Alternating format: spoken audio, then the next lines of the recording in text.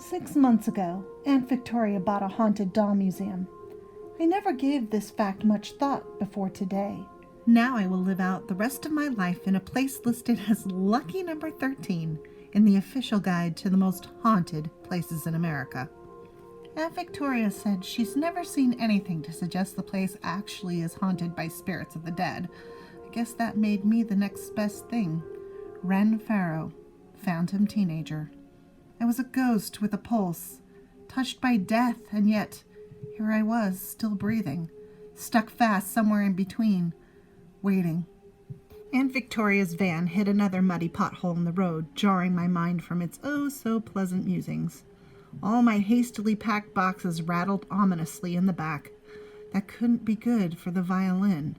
But after driving 6 dismal hours in a sudden summer storm, I didn't have strength left to worry about one old beat-up violin I never planned to play again. Aunt Victoria slowed the van as we approached a large sign. Big raindrops splattered and spread over the surface of the glass, making it hard to read the words through the misty windshield. Welcome to Kensington. Where are they hiding it? I craned my neck, pretending to search for it down on the surface of the road somewhere, like roadkill. Aunt Victoria's lips twitched at the corners. It was probably the closest thing to a smile I'd get out of her today. I'd take it. As we entered Kensington's small downtown area, I noticed the sidewalks were empty of life. The place looked like a sopping wet ghost town. That's when I saw the trees. They were clustered darkly along the horizon just beyond the edge of town. Like a monster-sized wave about to swallow up Kensington in a mass of raging green. It was beyond bizarre. An entire freaking forest stuck in the middle of nowhere that looked like it went on for miles. They built Kensington House there among the trees over a century and a half ago for privacy. To me, the tangle of trees looked like something out of a doomsday movie, and we were headed straight for it.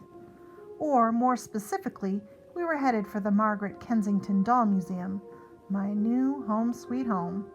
Or not. The fence surrounding the estate had wicked sharp spikes lining the top of it. Not exactly the kind of thing that encouraged warm fuzzies. Aunt Victoria pulled off the main road, taking a sharp turn through a pair of imposing wrought iron gates that loomed over our heads as we drove through. Cue the creepy music and pass the popcorn, please. Seriously? It reminded me of the horror movies I loved watching as a kid. My little brother Benji hid out behind the couch during the scary parts, then slept with me afterwards when he inevitably peaked. He'd curl up in bed beside me like a sleepy kitten, his gentle breathing filling the empty room with a soft, companionable sound that temporarily drove away the fear and loneliness, even if it was only just for one night. Benji. Even thinking his name made my throat feel like I'd swallowed an oversized glass marble. Hard and unforgiving, it lodged halfway down, choking off my air. The combined pain of all my current injuries put together were nothing compared to the agony of that one word. 3 dangerous words in all. Mom. Dad. Benji. Does your arm itch? Aunt Victoria's gentle-spoken question drew me out of the lethargic daze I'd fallen into. My gaze slid away from the foreboding army of trees passing outside the window. I glanced down at the bandage wrapped around my lower left arm. How long had I been absently stroking its coarse surface? A tiny circle of numbness now tingled at the tip of each of my fingers. I guess it does itch a little, I admitted. How's your head? Aunt Victoria's concerned gaze flitted momentarily in my direction before she returned her full attention to driving. You heard the doctor. My concussion is almost completely gone, and the sprain in my wrist is only a mild one. The bandages can come off any day now. My voice grew feather soft as I tried to reassure her. I've been through worse, Aunt Victoria. Lots worse. I'm fine. really." My aunt's lips pressed themselves into a thin, tight line. She didn't believe me, of course. Big surprise there. I never could fool Aunt Victoria. She knew me too well. It was one of the things I loved most about her. I studied Aunt Victoria's profile as she barely managed to dodge a couple more potholes. She had one of those pleasant faces, full of soft wrinkles that didn't stop her from being pretty, even in her late 40s. Her mass of dark hair, peppered with slivers of gray, was all tied up in a thick, practical braid that ran down the center of her back, almost to her waist. A few stray wisps had escaped their confines and now sat in frizzy ringlets against her forehead. Aunt Victoria looked like she hadn't slept in a while. Maybe she hadn't. It had been a long 2 weeks for both of us. Aunt Victoria guided the van around an especially sharp twist in the forest road. An overgrown tree branch scraped at the sides of the van like gnarled fingers trying to pry their way inside. As she cranked the wheel to get around the tight turn, the diamond ring on her left hand flashed for a moment as the dreary overcast light still managed to somehow reflect off its surface. It was the only piece of jewelry she ever wore, a single engagement ring, no wedding band. There never was a wedding band. There never would be. "Here we are," Aunt Victoria said as she applied the brakes. Glad of a timely distraction, I rubbed at the now fogged-over window with palm of my hand and saw my new home for the first time. Aunt Victoria was what polite society called wealthy. For the not-so-polite, filthy, stinkin' rich worked. She was one of the world's shrewdest high-end antique dealers. Sotheby's had her on speed dial. Even knowing all that, I hadn't been prepared for the size and scope of her newest business venture.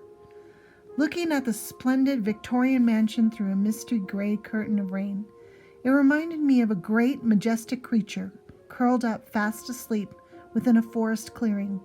Even the rain fell more reverently here. Its gentle patter against the windshield made the museum seem to waver and wink at me from all its many cheerful gingerbread windows. All those inviting cozy nooks and romantic eaves and awnings. If ever a place was meant to be lived in, this house was it. Yet here it was, converted into an isolated doll museum, never to know the glory of former days again. We shared something in common, that house and I, a lost chance for life. What do you think? Aunt Victoria's voice was slightly hushed as she spoke. I like it, I said, tilting my head thoughtfully to one side. A lot. I knew you would, Aunt Victoria said with a satisfied nod. I didn't plan on buying a museum, you know. I only came here to inquire about a rare set of antique dolls I'd heard about. Aunt Victoria shook her head over the memory. When I first laid eyes on this house, it simply called out to me. Me too, I admitted. Aunt Victoria gave my leg a firm pat. It knows you are a kindred spirit. Come on, I'll introduce the two of you. Since the museum was already closed for the day, the parking lot was almost empty. There were only 2 cars left in the staff's only section located at the back of the lot. Before we even finished parking the car, the large front doors opened wide, and out stepped a woman who looked like she was in her mid-20s.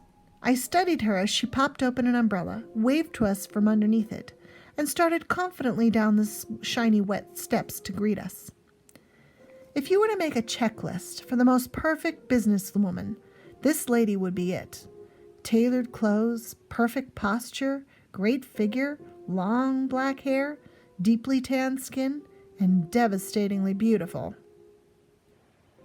That's Gabrielle Sanchez, the museum's curator and a dear friend. Aunt Victoria opened her door and got out.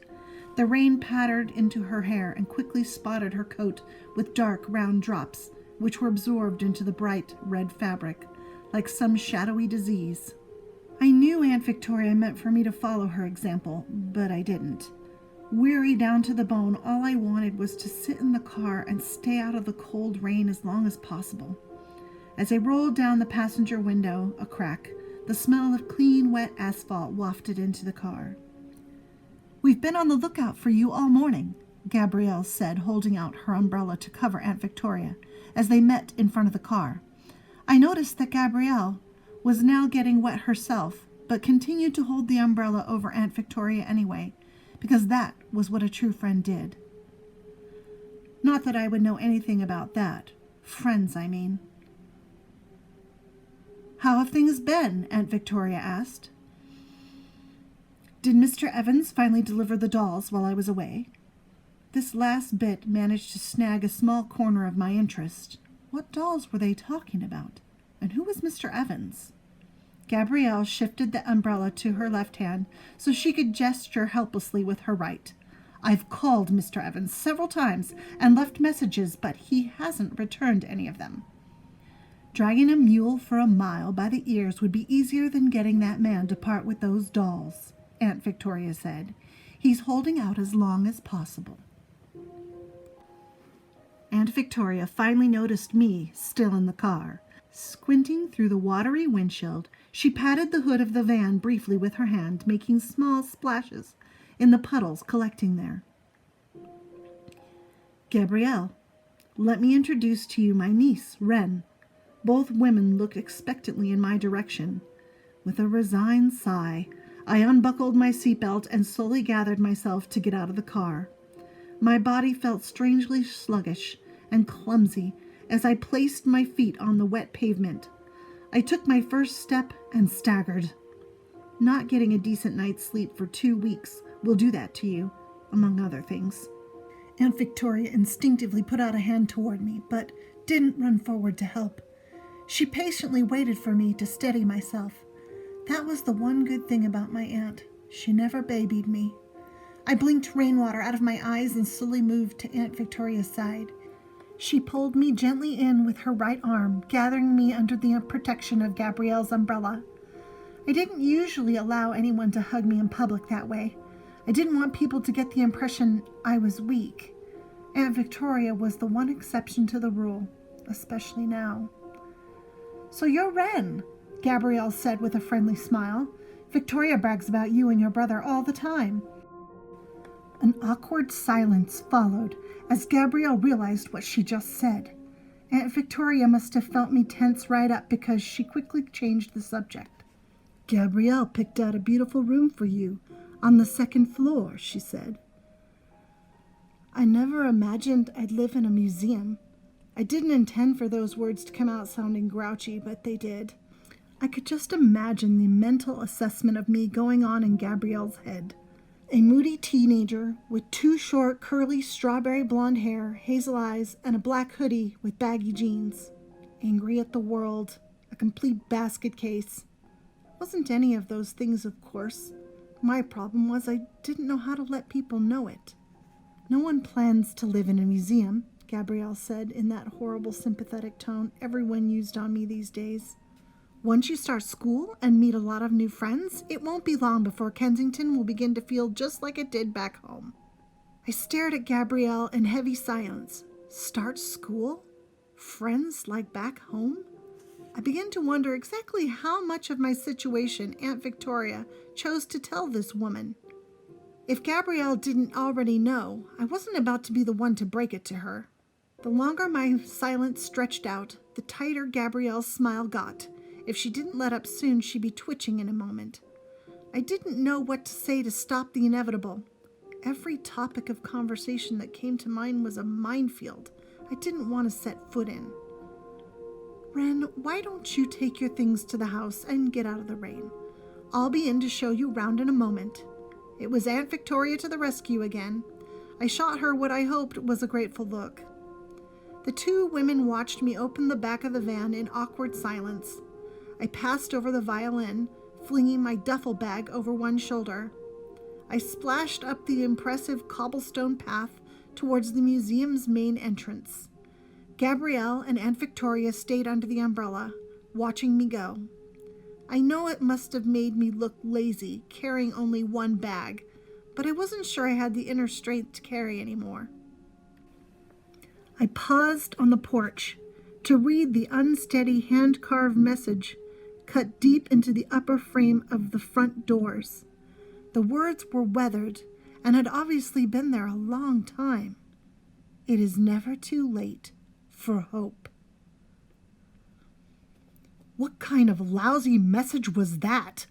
The only reason anyone would say such a thing is if it were already at the edge of hopelessness, which meant it was definitely too late. Kind of like my life.